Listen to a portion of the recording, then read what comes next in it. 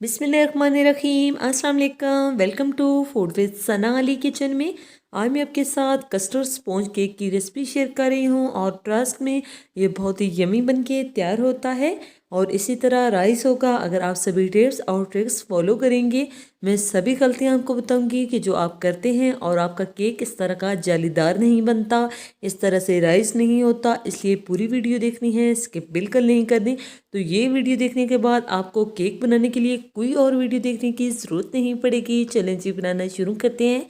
सबसे पहले हम ड्राई इंग्रेडिएंट्स को जो है आपस में मिक्स कर लेंगे। मैदा ले लेना है, 1.5 कप मैदा हम लेंगे और इसको अच्छी तरह से छान लेना है। 1 कप हमने पहले लिया था और आधा कप हमने इसमें और शामिल कर दिया है और हाफ कप ही हमने इसमें कस्टर्ड पाउडर शामिल कर दिया है। हमने मैंगो लिया है और हाफ टेबल स्पून हमने इसमें बेकिंग पाउडर शामिल कर दिया है।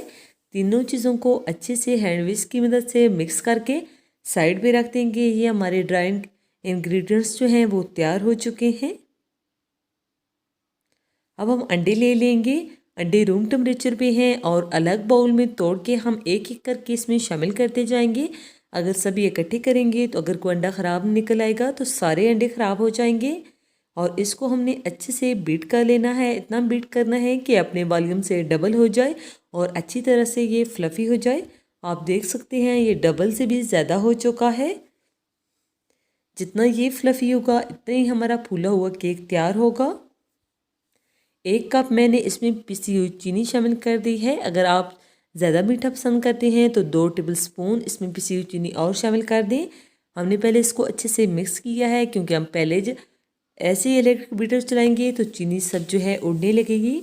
अंडे की स्मेल को ख़त्म करने के लिए हमने इसमें half tea spoon vanilla essence शामिल कर दिया है और इसमें कुछ ड्रॉप हम जो है येलो फूड कलर के शामिल कर रहे हैं।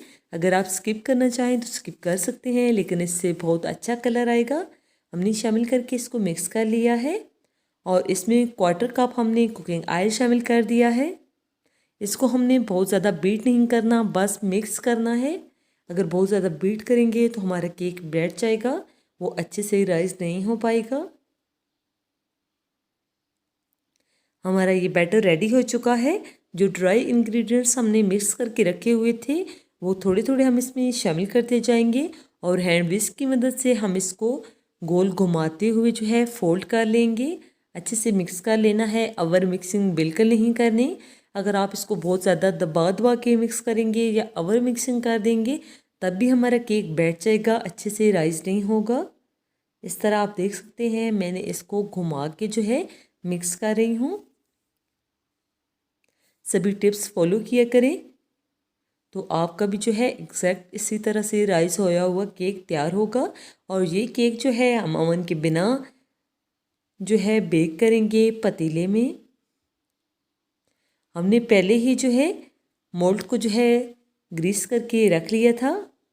हमने इसको ऑयल से ग्रीस करके इसके अंदर बटर पेपर भी लाइन कर दिया है। अगर आपके पास बटर पेपर ना हो तो बस मैदा डस्ट कर दें और जो एक्स्ट्रा मैदा हो उसको झाड़ दें।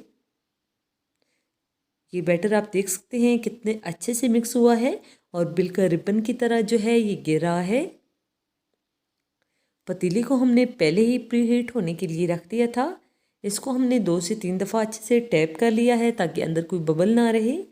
10 मिनट तक पतीला पहले से प्री हीट था। हमने इसके अंदर स्टैंड रख के ऊपर जो है हमने केक वाला मोल्ड रख के इसको कवर कर दिया है। आधे घंटे के लिए लो फ्लेम पे हमने इसे बेक कर लिया है और एक स्टिक इसके अंदर डाल के चेक कर लेंगे।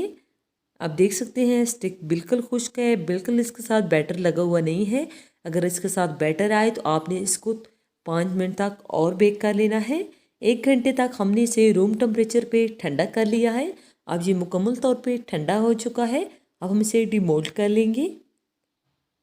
आप देख सकते हैं कितनी इजीली जो है ये निकल गया है और नीचे से बिल्कुल जला भी नहीं है, बिल्कुल इक्वल जो है दोनों साइड से कुक हुआ है। बटर पेपर को हम निकाल देंगे। माशाल्लाह सुभान अल्लाह, आप देख सकते हैं कितना अच्छे से कुक हुआ है। ट्रस्ट में जितना देखने में अच्छा लग रहा है खाने में जो है इससे कई गुना बेहतरीन यमी ये बन के तैयार हुआ था। اسی دوران اگر آپ چینل پہ نئے ہیں اور آپ کو ہماری ریسپیز اچھی لگتی ہیں تو جلدی سے اپنی آپ کے چینل کو لائک کر دیجیے، سبسکرائب اور شیئر ضرور کیا کریں، فیملی اور فرینڈ کے ساتھ شیئر بھی ضرور کیا کریں، اس سے ہماری بہت زیادہ حوصلہ افزائی ہوتی ہے اور یہ آپ کی طرف سے ہمارے لیے گفٹ ہوتا ہے، ایک انعام ہوتا ہے۔ اپنا فیڈ بیک ضرور دیجیے گا کہ آپ کو یہ ریسپی کیسی لگی۔ بہت ہی جلی دار جو ہے ہمارا سپونج تیار ہوا ہے۔ اوکے جی، نیکسٹ ملاقات ہوگی کسی یمی اور ہیلدی ریسپی کے ساتھ۔ فی امان اللہ، اللہ حافظ۔